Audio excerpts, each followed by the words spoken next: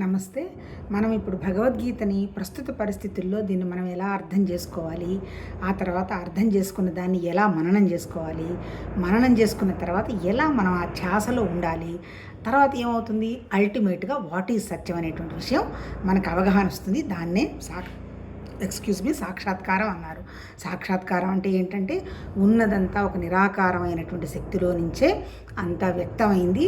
నాకు ఆ నిరాకార శక్తికి ఇంత కూడా తేడా లేదు అనేటువంటి విషయం గ్రహించి, ఓహో ఇదంతా భగవతత్వ భావం అనేటువంటి విషయాన్ని గుర్తుపెట్టుకొని మన మనసు ద్వారా, అంటే ఏంటి, బుద్ధికి వివేకం వైరాగ్యం ఎప్పుడైతే వస్తాయో మన మనసు ద్వారా శరీరాన్ని భగవతత్వ పని కోసం ఉపయోగించడం తప్ప ఇంకా నాది, నాకు, నా కోరికలు అన్నీ పోయాయి, దేని గురించి నాకు టెన్షన్ లేదు అనేటువంటి స్థితికి రావడమే సాక్షాత్కారం. అంతకంటే భగవంతుడు ఎక్కడో ఉన్నాడు, వీళ్ళు వెళ్ళి స్వర్గంలో చూసొచ్చున్నారు, స్వర్గం ఉంది, నరకం ఉంది, ఇవన్నీ ఏం చెప్పలేదబ్బా. భగవద్గీత చెప్పింది ఏంది? నరకం అన్నా స్వర్గం అన్నా మన స్టేట్ ఆఫ్ మైండ్. మన మనసు గనక మనకు స్నేహితుల్లాగా గనక ఉంటే అది స్వర్గం, మన మనసు గనక మనకు శత్రువుల్లాగా ఉంటే అది నరకం. మరి ఇంకా స్నేహితుల్లాగా ఉండడం అంటే ఏంటి? మనం మనసుతోటి విక్టిమైజ్గాము. అంటే ఏంటి? అబ్బా నిన్న చేయాలనుకున్నాను కానీ ఏమి చేయలేకపోయినాను అనుకున్నామనుకో, ఇదిగోనండి నేను డైట్ చేయాలనుకున్నాను చేయలేకపోతున్నాను అనుకోండి, దాన్ని ఏమంటారంటే విక్టిమైజేషన్ ఆఫ్ మైండ్. అంటే ఏంటి?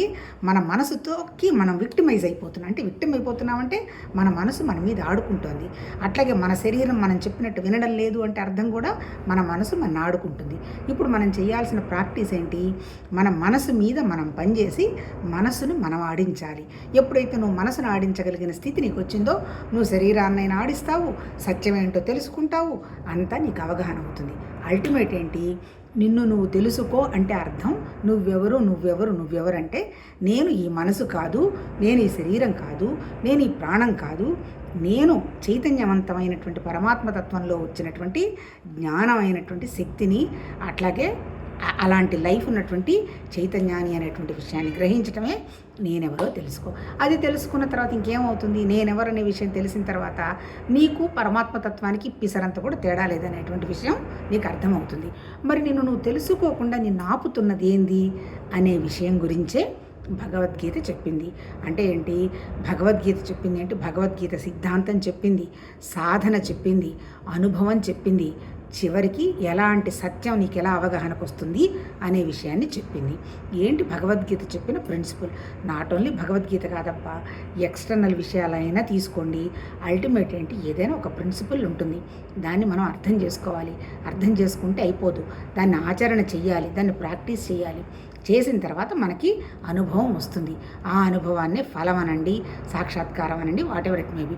ఫలం అనే దాన్నేమో మనం భౌతికంగా వాడుకుంటాం, సాక్షాత్కారం అంటే భగవతత్వానికి వాడుకుంటాం. అల్టిమేట్ ఏమైపోతుంది? కొంత తెలిసిన తర్వాత ఇంకా భగవతత్వానికి భౌతికానికి పెద్దగా తేడా లేదు, రెండూ ఒకటే. ఏ పని ఇస్తే ఆ పని శరీరం ద్వారా జరిగిపోతుంది అనేటువంటి ఒక మానసిక స్థితి వచ్చినప్పుడు నా ద్వారా జరుగుతున్న పని నాకు సంబంధించిన గొప్ప పని, తర్వాత వేరే వాళ్ళకి ఎవరికో చేస్తున్నాను అనేటువంటి పనిని మనం దాటిపోతాం. అది మనకి అనుభవం అవుతుంది. అటువంటి అనుభవంలో ఎట్లా ఉంటుంది? మన మనస్సు నిశ్చలంగా, నిదానంగా, ఆనందం అంటే ఏం లేదు, ఏ ఆలోచన లేని నిర్వికల్పమైనటువంటి స్థితిలో ఉంటుంది. ఒక్కసారి నిర్వికల్పమైనప్పుడు సంకల్పాలు వస్తాయి, ఎందుకంటే ఏదో పని జరగాలిగా. ఆ సంకల్పం వస్తుంది, తర్వాత దానికి సంబంధించిన పని అయిపోతూ ఉంటుంది. వికల్పం కాకపోతే ఏంటంటే ఫలం మనకు సంబంధం కాకుండా ఉంటుంది. ఇప్పుడు భగవద్గీత చెప్పింది అదే. అనుభవం ఉంటుంది, భగవద్గీత చెప్పింది ఏంది? చేయడం ఉంటుంది, దుఃఖం ఉంటుంది, ఆనందం ఉంటుంది, అన్నీ ఉంటుంది, కానీ అనుభవించేవాడు ఉండడు. ఈ అనుభవించేవాడు ఎందుకు ఉండడు? ఈ అనుభవించేవాడికి ఈ భగవతత్వానికి తేడా లేదు అనేటువంటి విషయంగా మనం సాధన చేసుకుంటూ పోతున్నాం. కాబట్టి ఎందుకట్లా? ఏం చెప్తున్నది అసలు ఒరిజినల్ భగవద్గీత? మా పరమాత్మతత్వం ఒక నిరాకారమైనటువంటి, నిశ్చలమైన, నిశ్శబ్దమైన, గుణాలు లేని, మార్పులు లేని, చలం లేని ఒకే ఒక వండర్ఫుల్ శక్తి నుంచి ఒక థాట్ ఎక్స్ప్రెస్ అయింది. ఏంటి? సృష్టి అనేకంగా ఉంటే బాగుంటుంది, అంటే నేను ఒక్కదాన్ని ఉన్నా కదా, అలా కాకుండా చాలా ఉంటుంది అనేటువంటి భావం ఎప్పుడైతే వ్యక్తమైందో ఆ వ్యక్తమైనటువంటి భావాన్ని ప్రకృతి అన్నారబ్బా, అంతకంటే ఇంకేం లేదు. ఏమేమి వ్యక్తమైనాయి? ప్రకృతిలో సృష్టి ఉండాలంటే ఏముండాలి? భూమి ఉండాలా? భూమికే కదా గ్రావిటేషనల్ ఫోర్స్ ఉంది. ఏ పదార్థం వచ్చినా మనం పైకి ఎగరేస్తే వచ్చి పడేది కిందనే. మనమైనా అంతే, ఎంత గొప్పవాళ్ళమైనా ఎక్కడికి ఆకాశంలో ఎంతసేపు తిరిగి వచ్చినా మళ్ళీ మనం నేల మీదకి రావాల్సిన వాళ్ళమే. అందుకంటే ఏంటి ప్రకృతి అంటే ఏంటి? భూమి, నీళ్లు ప్రకృతి, ఆ తర్వాత అగ్ని ప్రకృతి, వాయువు ప్రకృతి, ఆకాశం ప్రకృతి, వాటితో పాటు మనసు, బుద్ధి, అహంకారం కూడా ప్రకృతి అన్నాడు. ప్రకృతి అంటే అర్థం ఏంటి? జడం అన్నమాట. జడం అంటే ఏంటి? అది మన మీద ఏమి రియాక్ట్ అయినట్టుగా మనకి తెలియదు. అంటే ఏంది ఇప్పుడు మనం భూమిని తవ్వుతున్నాము, భూమిని నన్నెందుకు తవ్వుతున్నామని భూమి అడుగుతుందా? అడగదు. అంటే ఏంటి? నో రియాక్షన్ అనమాట. మరి రియాక్షన్ ఉన్న దాన్ని కూడా ఇంకొకటి కూడా సృష్టిలో జరిగింది. ఏంటది? చైతన్యం, జీవ చైతన్యం. జీవ చైతన్యానికి రియాక్షన్ ఉంది. ఈవెన్ చిన్న పురుగు, చీమైనా సరే అది పంచదార ఎత్తుకొని పోతుంటే దాని గ్రూప్ ఆఫ్ పీపుల్ అంతా వెళ్తున్నప్పుడు ముందు ఒక చిన్న దాంతో కట్టామంటే పంచదార ఎక్కడ పడేసి డిస్పర్స్ ఎవరిదో అని వాళ్ళు వెళ్ళిపోతాయి. అంటే అర్థం ఏంటి? చలనం ఉన్నది ఎవరికి? జీవత్వానికి చలనం ఉంది. సృష్టిలో చీమ, దోమ, పక్షి, తర్వాత జంతువులు, తర్వాత వాటితో పాటు మనము అందరికీ కూడా జీవత్వం ఉన్నది. ఈ జీవత్వం ఎక్కడైతే ఉన్నదో అక్కడ రియాక్షన్ ఉంటుంది, అంతే కదా, రెస్పాన్స్ కూడా ఉంటుంది. అందుకని మరి ఈ జీవత్వాన్ని నడిపిస్తున్నది ఎవరు? పరమాత్మ తత్వంలో ఒక ఆలోచన ఎట్లయితే వచ్చింది నాలాగా అంతా ఉండాలి అనేటువంటి వ్యవహారం, అలాగే మన జీవ చైతన్యంలో కూడా మనకి కూడా ఒక మనసు వచ్చేసింది. అంటే ఏంటి? మన దగ్గర కూడా ఒక జ్ఞానం వచ్చేసింది. మనసన్నా, బుద్ధన్నా, ఆలోచన అన్నా, జ్ఞానం అన్నా, చైతన్యం అన్నా, చిత్తం అన్న ఒకటే, అది వచ్చేసింది. అది రావడంతో ఏం చేసింది? నాలాగనే ఇంకోటి కూడా ఉంటే బాగుంటుంది అని ఇక నానా రకాలుగా మనం సృష్టించుకోవటం మొదలుపెట్టాం, అంతే కదా. మన తాతల తర్వాత మన తండ్రి తర్వాత మన తర్వాత మన పిల్లలు, మన తర్వాత మనం, ఇదంతా ఇక్కడ ఇన్ని లక్షల సంవత్సరాల నుంచి క్రియేషన్ అంతా ఎక్స్పాండ్ అవుతూనే ఉంది. మరి ఈ ఎక్స్పాన్షన్కి నాకేమన్నా సంబంధం ఉందని భగవతత్వం చెప్పిందా? నథింగ్. నాకేం లేదు. ఒక ఆలోచన ఉంటే బాగుంటుంది, అనుభవం చేద్దామనేటువంటి ఆలోచన నాకు వచ్చింది, నేను అనుభవం చేశాను, ఆ అనుభవాన్ని నేను వదిలేశాను. ఇక ఏం చేసుకుంటున్నా మీరు చేసుకుంటూ పోతున్నారు తప్ప నాకేం సంబంధం లేదని అది అక్కడ కూర్చొని ఉంది. అంటే మరి ఇదంతా మరి ఎవరికి దుఃఖం? ఇప్పుడు శరీరానికి, మన సంగతే తీసుకుందాం, మన శరీరానికి ఏమన్నా దుఃఖం ఉందా? ఏం లేదు. శరీరానికి ఎనస్థీషియా ఇస్తే ఇది జస్ట్ కోమాలోకి వెళ్ళిపోతుంది, దేనికి తెలియదు. మరి ఇంకెవరికి దుఃఖం ఉంది? బుద్ధికి దుఃఖం ఉందా? దానికి ఏం తెలియదు. బుద్ధి కూడా జడం అన్నాడు కదా, మనసు, బుద్ధి, చిత్తం, అహంకారం ఇవన్నీ జడమే అన్నాడు కదా. మరి ఇంకా దుఃఖం ఎవరికి? అసలు నిజంగా దుఃఖం లేదంటాడు. అంటే ఏంటి? దుఃఖము లేదు, పుట్టుక లేదు, ఏమీ లేదు, ఇదంతా జస్ట్ ఆలోచనేను. కాకపోతే ఏంటంటే నీకు ఈ జీవత్వం ఉండి ఈ జీవుణ్ణి నేనేను కర్తని, నేనేను భోక్తని, ఫలం నాదే, చేస్తున్నవాడిని నేనేను, చేసేదంతా నా కోసం, వస్తున్నవంత ఫలం నా కోసం, చదువుకుంటున్నది నేనే, చెప్తున్నది నేనే, దీనివల్ల నాకేదో లాభం రాబోతుంది, ఈ విషయమంతా ఎవరికైతే ఉంటుందో వాడికి మాత్రమే దుఃఖం. అంటే ఎవరు వాడు? జీవుడు. ఒక జీవుడికి మాత్రమే దుఃఖం. భగవద్గీత చెప్పింది ఏంటి? నువ్వు జీవుడివి కాదు నాయనా, నువ్వు దుఃఖపడాల్సిన అవసరం లేదు అని ఫస్ట్ చాప్టర్ అర్జునుడి విషాద యోగం మొదలుపెట్టి, విషాదం ఎట్లా యోగం అయిందంటే నీ అహంకారం, మమకారాలే నీకు విషాదం, నువ్వు అనవసరంగా టెన్షన్ పడాల్సిన అవసరం లేదు, దుఃఖపడేవాడంటూ ఎవడు లేడు, ఆ నిరాకారమైనటువంటి శక్తిలోకి వచ్చినటువంటిదంతా ఒక ప్రాసెస్ ఉంది, ఆ ప్రాసెస్ కనంగా జరుపుకుంటూ పోతున్నది. నువ్వు జస్ట్ ఒక ఇన్స్ట్రుమెంట్ లాగా నువ్వు జస్ట్ మధ్యలో ఉన్నావు తప్ప నువ్వు చేస్తున్నది ఏమీ లేదు, నువ్వు టెన్షన్ పడవాకు. కాకపోతే కొన్ని రూల్స్ చెప్పాడు. ఏం చెప్పాడు? నీకు శరీరం ఉంది, కాకపోతే ఈ శరీరాన్ని ధర్మంగా యజ్ఞంలాగా భగవతత్వ పనికి వాడు. తర్వాత నీకు మనసు ఉంది, బోలెడు కోరికలు ఉన్నాయి, అన్నీ తీసేసుకో, ఒకటే కోరికకి రా, భగవతత్వం తప్ప ఇంకొకటి లేదు అని. ఆ తర్వాత నీకు హృదయం, బుద్ధి ఇవన్నీ ఉన్నాయి, వీటినన్నీ తీసుకొచ్చి నాకు భగవతత్వం తప్ప ఇంకొకటి లేదు అనేటువంటిది మనసుని అనన్య చింతనతోటి భక్తిభావంతో పెట్టు. ఎప్పుడైతే పెట్టడం జరుగుతుందో నీకు నువ్వు జ్ఞానస్థితికి వస్తావు. జ్ఞానస్థితికి రావడం అంటే ఏంటి? బ్యాలెన్స్ స్థితి. నాకు ఇంకేం అవసరం లేదు, జరుగుతున్నదంతా భగవతత్వ భావం అనేటువంటి భావంలోకి ఎప్పుడైతే జ్ఞానస్థితికి వస్తావో నీకు నాకు తేడా లేదయ్యా అని చెప్పాడు. అల్టిమేట్ ఏంటి? మన నిర్వికల్పంగా మనం తయారవ్వడం ఒకటే భగవద్గీత చెప్పింది. నిర్వికల్పం అంటే ఏ కోరిక ఉంటే ఎక్కడో నీకు చాలామంది అడుగుతుంటారు నీకు ఆలోచనలు ఎక్కడ వస్తాయని. నీకు ఎక్కడ లక్ష్యం ఉంటే, ఎక్కడ కోరిక ఉంటే అక్కడ వస్తుంటుంది. కోరిక లక్ష్యం లేదు, నీకు ఆలోచనలే రావు. అలా చెప్పిందే భగవద్గీత. తర్వాత ఇప్పుడు మనం ఏంటి 1 నుంచి 6 వరకు ఏం చెప్పింది, ఎట్లా కర్మ అంటే ఏంటి, జ్ఞానం, యోగం ఇప్పుడు మాట్లాడుకున్నాం కదా, ఇవన్నీ చెప్పింది. యోగం అంటే మనసుతో చేసేది కలయిక అని అడిగి అల్టిమేట్ చెప్పాలంటే ఇక్కడ అర్థమైంది, కలయిక కూడా లేదు, ఉన్నది పోగొట్టుకోవడమే. అంటే పొందేది ఏమీ లేదు ఇక్కడ. ఎందుకు పొందేదడానికి, ఎక్కడుంది పొందడానికి, నీ దగ్గరే ఉంది, నువ్వు పొందేది ఏంది, కానీ నీకు ఇక తెలియకుండా ఏం ఆగుతున్నది, ఏవేవో వాటితో పొందుతాననుకున్నావు కాబట్టి అసలు ఉన్న విషయాన్ని నువ్వు మర్చిపోయావు. ఇప్పుడు నువ్వు చేయాల్సింది ఏంటి, ఏవేవో వాటితో పొందుతాను అనుకున్న వాటి విషయాన్ని విలువ ఇవ్వకుండా తీసేయడం. మళ్ళీ ఇక్కడ భగవద్గీతలో ఏం చెప్పాడు, ఒక్క సన్యాసాశ్రమం వ్యవహారం అని చెప్పలే. సన్యాసాశ్రమం అంటే మానసిక సన్యాసాశ్రమం అన్నాడు కానీ శారీరక సన్యాసాశ్రమం అనలా. అంటే ఏంటి, మానసికంగా నువ్వు అంటే ఏంటి, దాన్ని ఏమో చెప్పాడు, నిరాసక్త కర్మ అన్నాడు. చెయ్యి, కానీ నిరాసక్తంగా, ఈ కర్మ వల్లని నాకేదో జరగబోతుంది అనేటువంటి అత్యుత్సాహంగా చేయొద్దు. వచ్చిన పనిని భగవతత్వ ప్రసాదం అనుకుంటూ చేసుకుంటూ పో. అంటే ఏంటి, దేనికి కూడా రియాక్షన్ పెట్టవాకు, జస్ట్ రెస్పాండ్ అవుతూ వెళ్ళు. ఆ రెస్పాండ్ అయ్యే కార్యక్రమం కూడా ఏంటి, అంత భగవతత్వం అనేటువంటి భావంతో ఉండు అని చెప్పాడు. 7 నుంచి 12 వరకు ఏంటి, భక్తి గురించి చెప్పాడు. జ్ఞానికి ఎంతైతే విలువ ఉందో భక్తికి కూడా అంతే విలువ ఉంది. ఎందుకు భక్తికి విలువ, భక్తుల్లో ఉండే గొప్ప లక్షణం ఏంటి, వీడికి కృతజ్ఞత, అంతా నీదే అనేటువంటి సరెండర్ అయ్యే భావం, నాదని అహంకారం పడడు. అందుకని భక్తుడికి, జ్ఞానికి నేను 24/7 అందుబాటులో ఉంటాను. ఒకవేళ వాడు ఆచారం గోచారం లేకపోయినా, అటువంటివి ఏవి ఉన్నా అనన్య భక్తి కనుక ఉంటే అవన్నీ నాతో సమానం అయిపోతాడు, ఏం టెన్షన్ పడక్కర్లేదు. ఈవెన్ చివరి దశలో కూడా నా మీద కనుక దృష్టి పెట్టాడు అంటే నాలోకి వచ్చేస్తాడు, ఇంకా వాడికి ఎటువంటి టెన్షన్స్ ఉండవు అని చెప్పాడు. మరి చివరి దశలో ఆ మనసు అలా పెట్టాలి అంటే సడన్గా మనం పెట్టగలమా, పెట్టలేము. ముందు నుంచి మనం దానికి, మన మనసుకి మనము ట్రైనింగ్ ఇవ్వాలి. ఆ ట్రైనింగ్ ఇవ్వడాన్ని రెగ్యులేషన్ అన్నాడు. దాన్నే మనసు మీద పనిచేసుకోవటం అన్నాడు. అంటే ఏంటి, మనకు అవసరం కానిది అన్నీ కూడా ఇది నాది కాదు అని తొలగించుకోవటమే భగవతత్వం సాధన. నీతి అన్నాడు. ఏంది నీతి, శరీరం నీతి నాది కాదు, ప్రాణం నీతి నాది కాదు, మనస్సు నీతి నాది కాదు, ఏది నాది కాదు. ఉన్నదేంది, నేను అంటే ఎవరు, నేను అంటే జ్ఞానం. ఆత్మ అంటే ఏంటి, ఆత్మ అంటున్నా, ఆత్మ అంటే ఏమీ లేదు, ఆత్మ అంటే నేను అనేటువంటి జ్ఞానం. ఈ నేను అనేటువంటి జ్ఞానం ఎవరు, నాదితో సంబంధం లేని పరమాత్మతత్వ జ్ఞానం అన్నట్టు చెప్పటం జరిగింది. ఇప్పుడు మనం ఏం మాట్లాడుకుంటున్నాము, 9వ చాప్టర్ రాజగుహ్య మాట్లాడుకుంటున్నాము. ఏం చెప్పాడు ఈ రాజగుహ్యలో, రాజవిద్య అంటే ఇది వండర్ఫుల్, బ్రహ్మజ్ఞానాన్ని తప్ప ఇంకొక విద్య లేదు. ఒక్కసారి నీకు బ్రహ్మజ్ఞానం అనేటువంటి విద్యను నువ్వు అవగాహన చేసుకున్నావంటే నీకు ఈ భూమి మీద అర్థం కాని విషయం ఏమీ లేదు. నువ్వు ఎప్పుడైతే అర్థమవుతావో నీకు భగవతత్వం అర్థమవుతుంది, ఈశ్వరుడు అనే పదార్థం అర్థమవుతుంది. ఆ ఈశ్వరుడు అంటే మళ్ళీ ఎవరు కాదు, జగత్తు నీలోనే ఉంది, జీవుడు నువ్వే, ఈశ్వరుడు నువ్వే ఉందంటాడు. అంతే కదా, జగత్తు నా ఆలోచనలో ఉంటేనే జగత్తు ఉందిగా. 800 కోట్ల ప్రజలు ఉన్నారు, 200 దేశాలు ఉన్నాయి. అవి ఏమన్నా మనకు తెలుసా, మన పిల్లలు వెళ్ళి ఉన్న దేశాలు మాత్రమే మనకు తెలుసు. అంటే అల్టిమేట్ ఏంటి, నా మనసులో ఏముందో అదే తెలుస్తుంది తప్ప ఇంకొకటి తెలియదు. ఓహో, నా మనసులో ఉన్నదే సత్యం కదా అనేటువంటి విషయం అవగాహన వచ్చినప్పుడు, ఓహో నాకు భగవతత్వానికి తేడా లేదు కదా అనేటువంటి భావం వస్తుంది అంటాడు.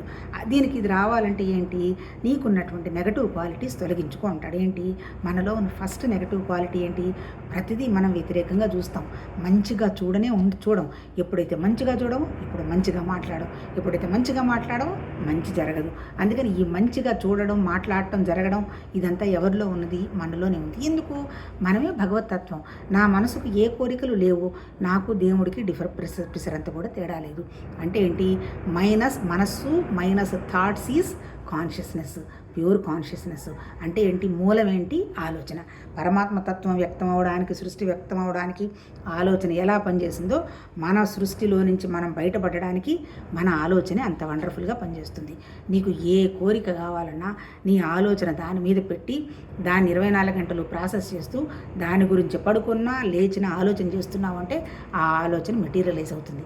ఎందుకంటే యు ఆర్ డివైన్ అనే చెప్పారు ఋషులు. మరి ఇంత అనవసరం విషయాలన్నీ నమ్ముతాము. ఋషులు చెప్పిన మాట మనం నమ్మమా? ఎందుకు నమ్మము? వాళ్ళ అనుభవానికి తెచ్చుకొని చెప్పారు. నువ్వు జీవుడివి, నీకు కర్మ, నీకు పూర్వజన్మ, ఈ కర్మ, ఆ పాపం, ఈ పుణ్యం అని ఎక్కడ ఇంతవరకు మనం చదువుకున్న 9 చాప్టర్లలో భగవద్గీతలో ఎక్కడా చెప్పలే. నీకన్నిటికీ కారణం ఏంటి, నువ్వు తయారు చేసుకున్నటువంటి జ్ఞాపకాలు, కోరికలు, ఆలోచనలు. వాటిని నువ్వు ప్రాక్టీస్తో వదిలించుకో. ఎట్లా వదిలించుకుంటావు? క్యాజువల్గా వదిలించుకోలేవు. ఈ భేదభావం పోగొట్టుకొని నాకు భగవతత్వానికి పిసరంత కూడా తేడా లేదు అనేటువంటి అనేటువంటి భావాన్ని నువ్వు నమ్ముకుంటూ పోతే నువ్వు ఆ స్థితికి వచ్చేస్తావు. అంటే ఏంటి, మనం ఏది కోరుకుంటే అది అవుతుంది, ఏది ఊహిస్తే దాన్ని ఆలోచన చేస్తాం. ఇప్పుడు ఎందుకు పిచ్చివన్నీ ఎందుకు ఊహించాలి? నేనే దైవత్వం అనేటువంటి ఒక హయ్యెస్ట్ థాట్ను ఊహించు అని చెప్తున్నారబ్బా. అంతకంటే ఇంకా ఏమీ లేదు. కాకపోతే దీన్ని అర్థం చేసుకొని గట్టిగా మనం ఏంటి, శ్రద్ధావాన్ లభతే జ్ఞానం, గట్టిగా నమ్మాలి. ఊరికే నమ్మి అర్థం చేసుకొని ప్రయోజనం లేదు. దాన్ని ప్రాక్టీస్కి తెచ్చుకోవాలి. ప్రాక్టీస్కి తెచ్చుకోవడం అంటే చాలామంది ఏమంటున్నారు, వీళ్ళలో దాన గుణం లేదు, లేకపోతే వాళ్ళలో ఏం సర్వీస్ చేయరు. అది కాదు ప్రాక్టీస్ తెచ్చుకోవడం అంటే. నీ మనసుని ఎటువంటి సిచ్యుయేషన్స్లో కూడా రియాక్షన్ లేకుండా ఉండేటువంటి స్థితికి తీసుకురాగలగడం, నీ మనసుకు అనవసరపు టెన్షన్స్ లేకుండా తీసుకురావడం. అంతేగాని నువ్వు పోయి గుడికిలో దండం పెట్టి కాళ్ళకు పట్టుకొని, లేదా నేను 15 గంటల ధ్యానం చేశాను, ఎక్కడో అంతరిక్ష యానం చేశాను, అవన్నీ చెప్పాల. అంతరిక్ష యానం చేసినా మళ్ళీ వచ్చి కింద నేల మీద పడి వేయడవాలి కదా. మనకి పోయే దారి ఏముంది? మనం పోయిందాక మన మనసు మన ప్రాణం మనతోనే ఉండే. మనం ప్రాణం మనసు పోయే టైంకి ఏంటి, మనసుకేమో తెలివి తప్పుతుంది, ప్రాణమేమో పోతుంది. ఈ రెండు కలిసి వెళ్ళిపోయినప్పుడు శరీరం ఏమవుతుంది? పంచభూతాలతో తయారైనటువంటి శరీరం మన ఋషులు చెప్పినట్టు నేల మీద పడిపోతుంది. కొంతమంది కాలుస్తారు, కొంతమంది పూడుస్తారు, కొంతమంది తీసుకెళ్ళి చేపలకు ఆహారంగా నీళ్ళల్లో పడేస్తారు. అంతే. మరి అలాంటప్పుడు ఇంకా నువ్వు చేయాల్సింది ఏంటి? ఈ అనవసరపు ఆలోచనలు ఆపేసేయమని చెప్తున్నారు. మళ్ళీ అంటే అనవసరపు ఆలోచనలు అంటే నీ అహంకారం పెరగడం కోసం చేస్తున్న ప్రతి పని అనవసరం అంటున్నాడు. అంటే ఏంటంటే ఇక్కడ చెప్తున్నాడు కదా, నిన్న చదువుకున్న దాంట్లో ఈ పూజలు, పునస్కారాలు, యజ్ఞలు, వ్రతాలు ఇవన్నీ కూడా మళ్ళీ మన అహంకారం, మన కోరికలు పెంచుకోవడానికి అవుతున్నాయి అంటాడు. అల్టిమేట్ ఏంటి, నువ్వు ఏం చేస్తున్నా భగవతత్వం అనేటువంటి భావాన్ని మనసులో పెట్టుకొని వినయ విధేయతలతోటి సరెండర్ అవుతూ చేయటమే ఇందులో చెప్పారబ్బా లాస్ట్లో. ఇప్పుడు ఇంకేం నిన్న చదువుకున్న 30 వరకు దురాచారుడైనా సరే నా మీద కనుక భక్తి పెట్టుకుంటే వితిన్ సెకండ్స్ వాడికి రియలైజేషన్ వచ్చేస్తుంది అంటాడు వాల్మీకి వాళ్ళలాగా. ఇప్పుడు ఇక్కడ 31 చదువుదాం. కౌంతేయ, అతడు శీఘ్రంగా ధర్మాత్ముడగును, శాశ్వతమైన పరమశాంతిని పొందును, నా భక్తుడెన్నడును నష్టానికి గురికాడు అనే విషయాన్ని నిశ్చయంగా ఎరుగు. ఈవెన దురాచారుడైనా సరే నన్ను పట్టుకొని నువ్వు తప్ప నాకేమి అవసరం లేదు అనేటువంటి సరెండర్ అయినాడు అంటే నాలో కలిసిపోతాడు, ఎప్పుడు వాడు నష్టపోడు అంటాడు. అంతే కదా. మనకి ఎంతమందిని ఉదాహరణలు చెప్పలేదు. భక్త కన్నప్పని చూశాడు, చెప్పాడు. తర్వాత మళ్ళీ కర్ణాటకలో ఏదో మంజునాథుడు అనే వాళ్ళందరినీ చూశారు. ఆ తర్వాత ఆమె ఎవరు, మీరాబాయి, వీళ్ళందరూ చెప్పారు. అంటే అనన్య భక్తితో ఉన్నవాళ్ళు అట్లాగే అన్నమయ్య నాలో కలిసిపోతారు అన్నట్టు చెప్పున్నాడు. తర్వాత ఇంకేంటి, అర్జున, స్త్రీ వయస్సు శూద్రులను అట్లే చండాలాది పాప నియోజులను నన్నే శరణ పొంది పరమగతినే పొందరు. అంటే ఇప్పుడు ఇది కొంచెం నాకెందుకు అఫ్కోర్స్ మాట్లాడుకుంది. ఇక్కడ ఇందులో ఏం చెప్తున్నాడు, ఈయన దృష్టిలో పాపులంటే ఎవరు, అట్లా చండాల పాప యోనిజులు అంటే ఆడవాళ్ళు కానీ, వ్యాపారం చేసేవాళ్ళు కానీ, శూద్రులు కానీ, వీళ్ళందరూ వేరే పాప యోనుల్లో పుట్టిన వాళ్ళు అంటాడు. అంటే అర్థమైంది, ఈయన దృష్టిలో పాప యోనుల్లో పుట్టినారంటే వీళ్ళ ముగ్గురు చాలా కష్టపడతారు. అంతే కదా. ఇప్పుడు మీరు చూడండి, అంటే అఫ్కోర్స్ ఇప్పుడు కొంచెము ఈక్వాలిటీ అదంతా వచ్చిన తర్వాత ఆడవాళ్ళు కొంచెం కంఫర్టబుల్గా ఉంటున్నారేమో మనకు తెలియదు. కానీ ఇప్పుడు డెలివరీస్ వాళ్ళే చేయాలా? మాతృ ప్రేమ వేరే వాళ్ళతో ఎవరో తప్ప అందరూ వేరే వాళ్ళకి ట్రాన్స్ఫర్ చేయలేరు. పిల్లలకి వాళ్ళే పెట్టాలనుకుంటారు, పిల్లలకి ఏం కావాలో అది చెయ్యాలనుకుంటారు. అంటే ఏంటి, ఎక్కువ కష్టపడేవాళ్ళు స్త్రీలు, ఆ తర్వాత వయస్సులు అంటాడు. వయస్సులు అంటే ఎవరు, బిజినెస్ చేసేవాళ్ళు. వీళ్ళకి ఇంకా పనే ఉంది పాపం. పొద్దున పూట వెళ్ళి షాపులోకి కూలబడి కూర్చుంటే మళ్ళీ సాయంత్రం దాకా లేవని కూడా లేవరు. అంటే కొంచెం బిజినెస్ పీపుల్ ఉన్న ఏరియాస్లో మూవ్ అయినప్పుడు తెలుస్తుంది, చాలా హెల్త్ ప్రాబ్లమ్స్ ఉంటాయి.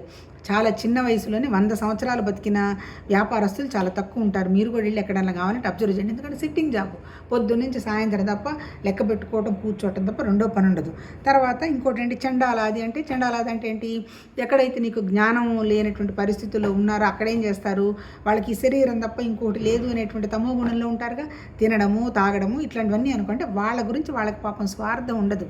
అంటే ఎవరన్నా డిక్టేషన్, అంటే మళ్ళీ ఇక్కడ కులాలు చెప్పటల్లా ఆయన, ఎవరు డిక్టేషన్ ఇస్తే వాళ్ళకి అనుగుణంగా పని చేసుకొని పోతారు. మేము ఎందుకు పని ఇట్లా చెయ్యాలి అనుకోవచ్చు. నిన్న కూడా నాకు మళ్ళీ చాలా తమాషా అనిపిస్తుంది. రాజస్థాన్లో ఆ ప్యాలెస్లు చూడటానికి ఏదో వెళ్తే మళ్ళీ వాళ్ళకంతా అక్కడ ఉండేటువంటి రాజుల కాలంలో ఉండే రకాలుగా పాపం వాళ్ళకంతా అలంకారాలు వేసి ఊరికి పిల్లలు మళ్ళీ మామూలు రాజుల పిల్లలందరూ మామూలుగానే ఉన్నారు. వాళ్ళంతా ఎంపీలు, ఏదో ఉప చీఫ్ మినిస్టర్ అట్ట వాళ్ళందరూ ఉన్నారు. పిల్లలందరూ మంచిగా జీన్స్ వేసుకొని బాగానే తిరుగుతున్నారు. వీళ్ళు వాళ్ళని చూడంగానే వచ్చి కింద కూర్చుంటున్నారు. అంటే ఎక్కడ, అంటే ఏంటి, అంత నేను బేసు, వాళ్ళు చాలా గొప్పవాళ్ళు అనేటువంటి భావమే ఉంటుంది తప్ప ఇంకొకటి ఉండదు. ఇక్కడ భగవద్గీతలో చెప్తుంది ఏంటి, అటువంటి వాళ్ళు కూడా నన్ను గనక శరణు పొందారంటే వాళ్ళు కూడా they are equivalent to me అంటున్నాడు. పరమగతినే పొందుతుంది. పరమగతిని పొందటం అంటే ఆయనలాగా తయారవడం. అంటే ఏంటి ఇక్కడ మనం మనం మనం ఎంత అదృష్టవంతులమో చూడండి. ఇక్కడ తక్కువ ఎక్కువ చెప్పడంలో భగవద్గీత. కాకపోతే వీళ్ళు ఏం చేశారు, ఎవరికైతే తెలివితేటలు ఉన్నాయో వాళ్ళు మిస్యూజ్ చేసుకున్నారు. ఇక్కడ అసలు నిజం చెప్పిన అర్థం ఏంటి అంటే అంటే స్త్రీలు తక్కువ వాళ్ళు, తర్వాత బిజినెస్ చేసేవాళ్ళు తక్కువ, తర్వాత చండాలు తక్కువ కులాల వాళ్ళు తక్కువ అనే విషయాన్ని తీసుకొని వచ్చారు. ఇక్కడ చెప్పింది అది కాదు. అంటే ఎక్కువ కష్టపడే మనస్తత్వం ఎవరికి ఉంటుంది, కాన్ఫిడెన్స్ లేని వాళ్ళకు ఉంటుంది అనేటువంటి వ్యవహారం చెప్తున్నాడు. ఇప్పుడు మరి స్త్రీలు ఏమి ఈక్వలెంట్గా అమాయకంగా ఏం లేరుగా. అంటే కొంచెం తెలివితేటలు పెంచుకుంటూ పోతున్నప్పుడు ఇంక ఎట్లా తక్కువ అవుతారు అంటే ఇక్కడ ఆ మహానుభావుడు చెప్పింది ఏంటంటే, ఎటువంటి వాళ్ళు నాకు పూజ చేసినా నన్ను తలుచుకున్న నాలాగనే ఉంటారు, నాకు అసలు పిసరంత కూడా తేడా లేదు అని అంతకుముందు కూడా చెప్తున్నాడుగా. నా వీడు పుణ్యాత్ముడు కాబట్టి వాడిని నెత్తినేసుకుంటాను, పాపాత్ముడు కాబట్టి శాపాలు పెడతాను అని చెప్పినదంతా కూడా ఏమీ లేదు. ఎవరు చేసుకున్న దానికి వాళ్లే కారణం. కాకపోతే నేను జీవత్వం కాదు అనేటువంటి భావాన్ని తెచ్చుకొని మీరు కూడా దైవత్వం అనేటువంటి భావానికి రమ్మని ఇక్కడ చెప్తున్నాడు. ఇంకేం చెప్తున్నాడు ఇక్కడ, ఇక పుణ్యాత్ములైన బ్రాహ్మణులను, రాజర్షులను, భక్తులను నన్ను శరణు పొందినచో వారు పరమపదమును చేరుతురని చెప్పవలసిన పనియే లేదు. ఈ మానవ శరీరం క్షణభంగురం, సుఖరహితం అయినను దుర్లభం కనుక దీనిని పొంది నిరంతరము నన్నే పొందుము. అంటే ఎవరైతే పరమాత్మతత్వం విషయం అవగాహనకు వచ్చిందో వాళ్ళని శరణు పొందినచో తప్పులేదు అంటాడు. అందుకనే ఈ కాన్సెప్ట్తోనే గురువు శిష్యుల సంబంధం వచ్చుండొచ్చు. అంతే కదా. గురువులు అంటే కొంత తెలిసిన వాళ్ళు. ఏం తెలిసిన వాళ్ళు, భగవతత్వం గురించి ఒక అవగాహన ఉన్నవాళ్ళు. అటువంటి వాళ్ళ దగ్గర మనం నేర్చుకోవాలంటే వినయ విధేయులతో శరణు పొందాలిగా. ఈయనకేం తెలుసులేంటి, ఆయన మనకు ఎందుకు చెప్తాడు అంటే అల్టిమేట్ ఎక్కడికి పోయినా మన దగ్గర ఉండాల్సింది వినయం.